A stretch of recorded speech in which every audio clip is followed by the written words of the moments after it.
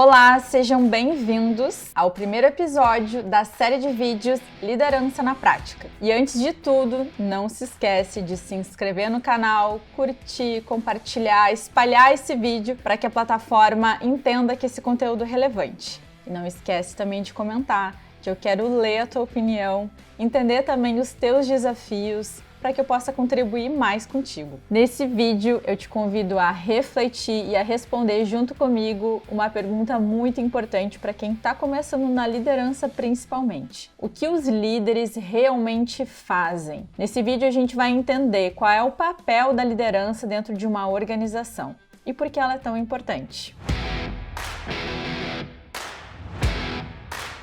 E para responder essa pergunta, a gente precisa entender antes a diferença entre gestão e liderança.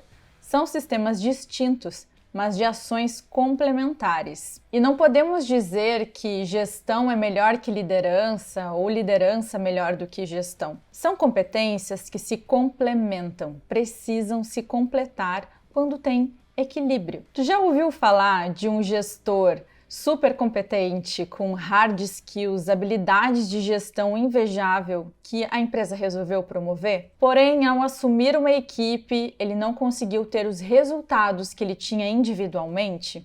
Por que será se ele era um bom gestor? Porque ele não tinha desenvolvida a competência da liderança. E quantas vezes tu não viu um líder, por exemplo, assumir uma equipe, ter uma equipe feliz, engajada, comprometida, mas que não conseguia alcançar os resultados. Acabou sendo desligado e a equipe sentiu pena por isso e pensou até que fosse injusto. Afinal, ele era um bom líder, porém, ele não era um bom gestor. O que a gente precisa ter em mente é que todo gestor que possui uma equipe precisa desenvolver a competência da liderança, porque ele não tem um compromisso apenas com planejamento, metas, indicadores, números, mas também com aquela equipe, com cada pessoa que constitui aquela equipe. Então vem aquela famosa pergunta: será que todo profissional pode se tornar líder?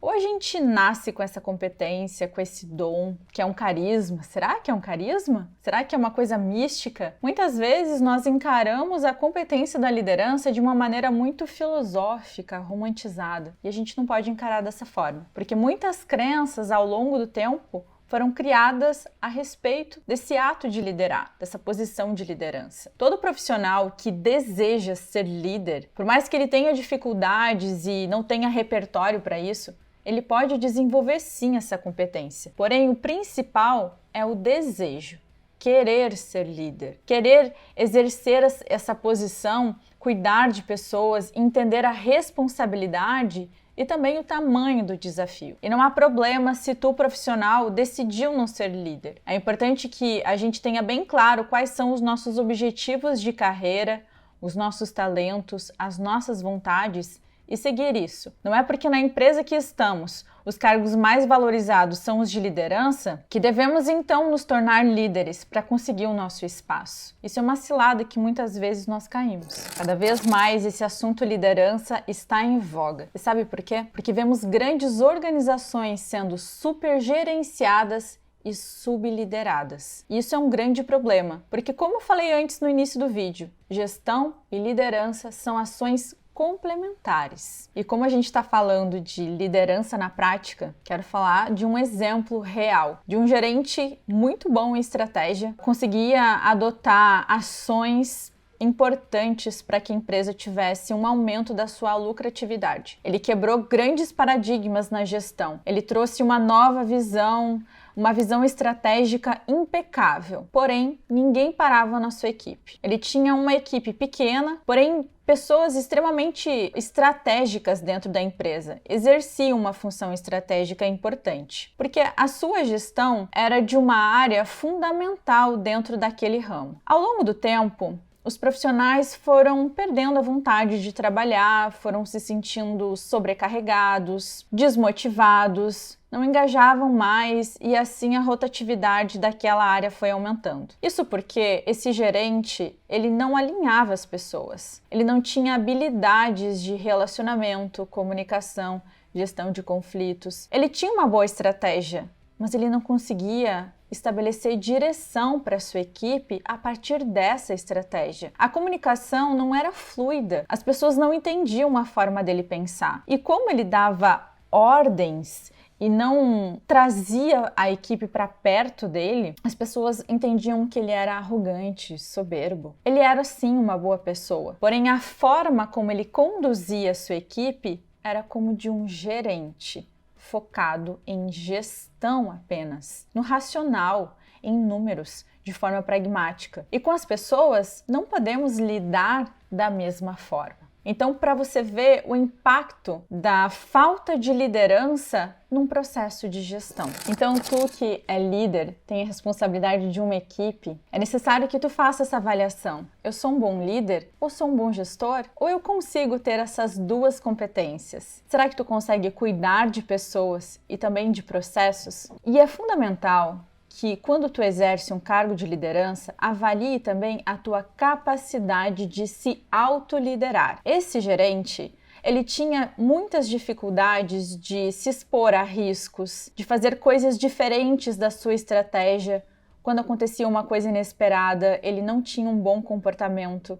Ele se desesperava, ficava instável, vulnerável, justamente porque ele não tinha a competência da autoliderança. Então, tudo começa por aí. Observe, se autoavalie. Será que eu tenho a competência da autoliderança para que eu seja capaz de liderar também uma equipe? Como que eu sou como líder? Quais são as minhas habilidades? Será que eu sou um bom gestor hoje? Apenas um bom gestor? Será que a minha liderança é forte, fraca? A minha gestão é forte ou fraca? É importante que a gente avalie. Isso é fundamental, pois vai afetar de forma direta a obtenção de resultados dentro de uma empresa. A gestão traz a ordem, organiza processos, estabelece metas, indicadores. E a liderança envolve saber lidar com mudanças. E por que o assunto liderança está tão em voga? Veja todas as mudanças que aconteceram nesses últimos tempos. Pandemia, trabalho híbrido, as empresas tendo que se reinventar e se adaptar. Cada vez mais está exigindo das empresas bons líderes, para que saibam conduzir da melhor forma possível essas mudanças. Transformações na economia que impactam de forma direta nas empresas. E elas precisam se reinventar. Como fazer isso se só possui habilidades de gestão, que apenas organiza processos e estabelece estratégias? Ok, com dados, metas, indicadores. Esse é o começo. Mas para fazer isso acontecer, se adaptando a mudanças que acontecem no caminho, é fundamental que exista uma liderança forte. Enquanto a gestão envolve planejamento, a liderança envolve direção. Enquanto a gestão organiza processos, a liderança alinha pessoas. Imagine só, um gestor de produção que tem toda a sua estratégia de produção alinhada e ele precisa colocar esse plano em prática. Então vem a necessidade de uma boa liderança para alinhar essas pessoas, para que ele observe tendências de comportamento, perfil, tenha conexão, entendendo as necessidades emocionais, observando valores, crenças, entendendo a cultura dessa equipe, para que ele consiga fazer acontecer aquilo que ele planejou em relação à sua produção. Então veja como de fato são ações complementares. Liderança e gestão precisam estar em equilíbrio e andar juntas. Então, o que realmente os líderes fazem? Eles dão a direção para a sua equipe, baseado na gestão. Então eu trago uma reflexão para ti. Por que muitas vezes os líderes não conseguem fazer o seu trabalho? São sobrecarregados e às vezes até entram em burnout por questões de gestão. Muitas vezes o líder carrega uma mochila muito pesada de problemas que ele não tem alçada para resolver, que fogem do seu campo de atuação e geralmente, sempre, estão ligados à gestão. A gestão que sufoca problemas estruturais que façam que ele tenha que ficar equilibrando os pratos. Ele consegue sim ter uma equipe engajada, forte, mas o que vem de cima não lhe dá apoio, não lhe dá estrutura, não lhe dá autonomia para tomada de decisão. A gestão de pessoas, os critérios para a gestão de pessoas nem sempre é coerente, que dá suporte para esse líder. Ele acaba ficando enredado num looping de problemas estruturais e de gestão que está acima dele. Ele não consegue sair desse ciclo. então ele fica sobrecarregado, tentando enxugar gelo, definitivamente enxugar gelo. Muitas vezes ele acaba saindo dessa organização, porque ele prioriza a sua saúde mental ou porque consegue uma oportunidade em uma empresa melhor. Então, quando falamos da importância da liderança, não podemos esquecer também da importância da alta direção, que estabelece uma gestão que é a base para essa liderança funcionar. E, ao contrário, também causa problemas. Se em uma empresa não tem liderança e prevalece uma boa gestão, ou seja, tem uma gestão super forte, uma liderança fraca, acaba exercendo um modelo de comando e controle. E nós vemos muito isso, mesmo que a gente já esteja em 2022, ainda existe liderança de comando e controle. Já outras empresas ficam num looping de problemas, não por questões de gestão, mas por falta de liderança. E ela não consegue identificar que o problema é a liderança, a falta de uma cultura de liderança. Então ela cria mais processos gerenciais, se tornando uma empresa super gerenciada. Um sistema muitas vezes impecável de gerenciamento de processos, gerenciamento de projetos. Eu conheço uma empresa onde eu mentoro vários líderes dela. E nessa empresa existe um sistema impecável que tem toda a sistemática de gestão que controla metas, indicadores e a rotina de cada supervisor, gerente e também de área técnica. Só que esses líderes ficam sufocados e sobrecarregados para alimentar esse sistema, essas rotinas, e acaba engessando muito o seu trabalho. E quando que sobra tempo para liderar as pessoas? Para mostrar a direção? Quando que sobra tempo para conseguir conversar, se conectar com essas pessoas? Não existe um equilíbrio. É uma empresa subliderada. E todos esses líderes que me procuraram para fazer mentoria, a maior queixa é: eu não sei como liderar, eu não sei como conduzir a equipe e as pessoas na prática. E quando falam sobre os processos da empresa, é muito mais gestão do que mentalidade de liderança. Existe um desequilíbrio entre gestão e liderança. Então, cada vez mais a empresa sente necessidade de controlar, comandar, fazer uma gestão meio que top-down para que consiga ter ordem e cumprimento de metas, indicadores, passar em auditorias e conseguir realizar projetos. Força mais no controle. Existe uma pressão gigante por indicadores, porque justamente não tem liderança. Não tem uma liderança forte que estabelece uma direção, que tem tempo para conversar com as pessoas, se conectar, utilizando uma boa comunicação, uma comunicação empática, para que as pessoas consigam ter clareza da cultura dessa empresa, dos objetivos organizacionais, do que precisa ser feito e para onde que vamos, como que vamos. A liderança não tem esse tempo, porque ela está ali focada, engessada naquela rotina de gestão, de comando e de controle.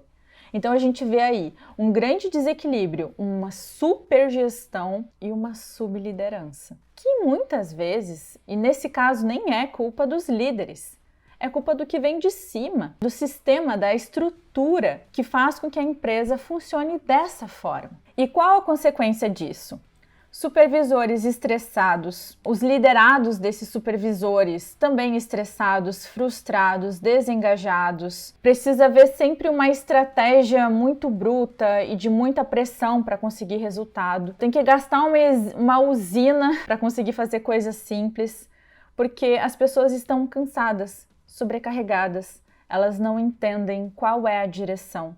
Elas só sabem que precisam obedecer. E falando de comando e controle, tu sabe por que ainda existe essa forma, esse estilo de liderar? Justamente porque são gestores que têm essa mentalidade de gestão muito enraizada e não entendem o papel da liderança e também não possuem a competência da liderança.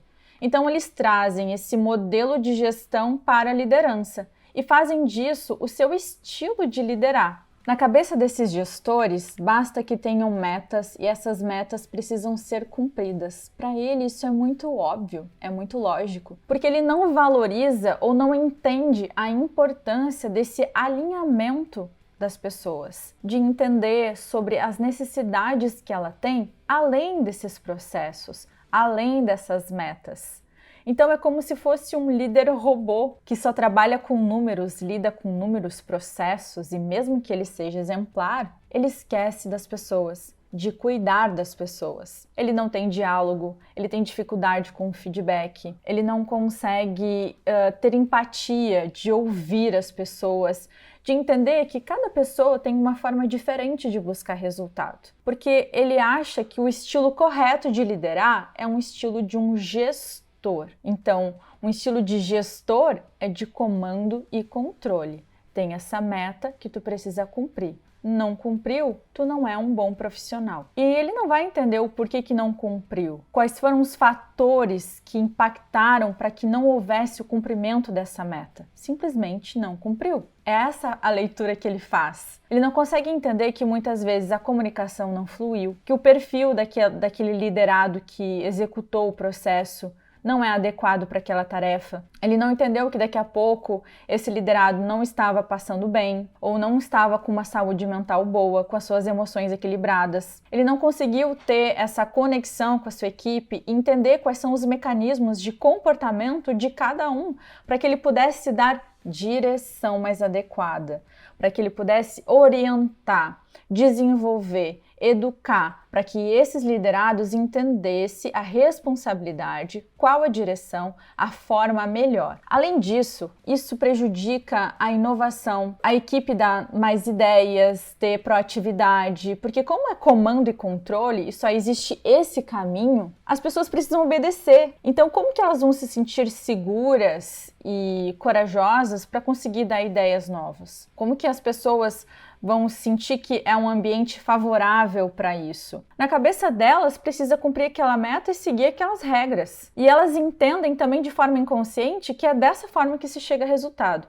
Não existe um estímulo, uma inspiração que faça com que elas observem os próprios recursos dela, para que então ela consiga inovar, trazer alternativas, se adaptar a mudanças, a situações novas, a transformações que acontecem ao longo do caminho. Então entende que o quanto que só gestão vai comprometer de forma direta o alcance dos objetivos. Diferente de um líder que inspira, engaja, que estabelece confiança por conexão, e essa conexão, ela vem justamente com a comunicação. Em processos de feedback, diálogos, espaço para que a equipe converse, compartilhe, fale sobre problemas, dificuldades, e então novas ideias surgem. O líder, ele consegue extrair da sua própria equipe as melhores formas de executar a estratégia que ele estabeleceu, ou o processo que está ali para ser cumprido. E a equipe também consegue inovar esse processo, consegue inovar essas regras. Ele entende que tem disciplina, mas também entende que regras nem sempre elas conseguem contemplar todo o sistema.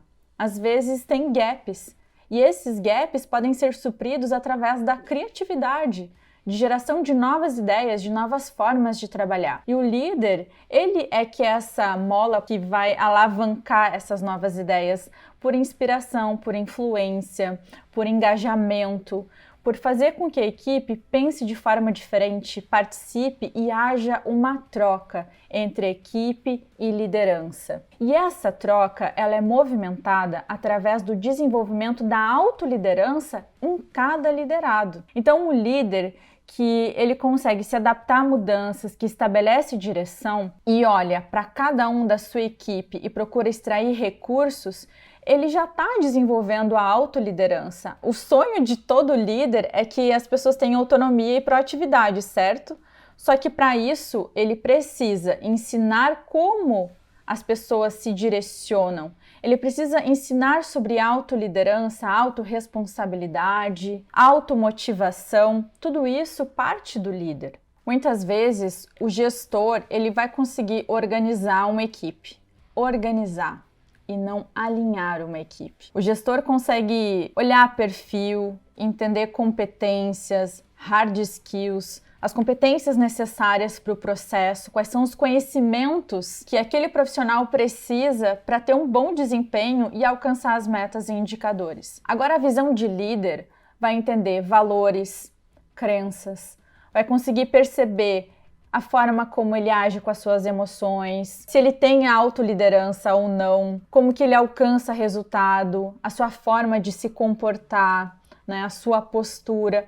Tudo isso precisa ser considerado. Então, um gestor, ele vai olhar muito para a parte racional. O líder, ele vai considerar todos os outros fatores que são fundamentais para que essa sinergia entre gestão e liderança funcione.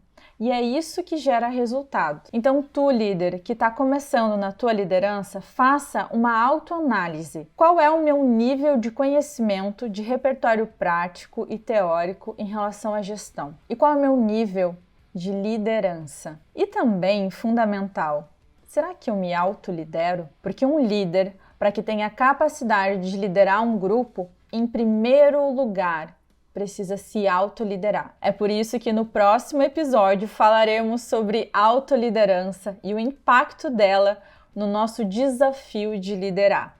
Eu te espero lá. Um grande beijo e não esquece de curtir e comentar esse vídeo e me diz o que tu achou.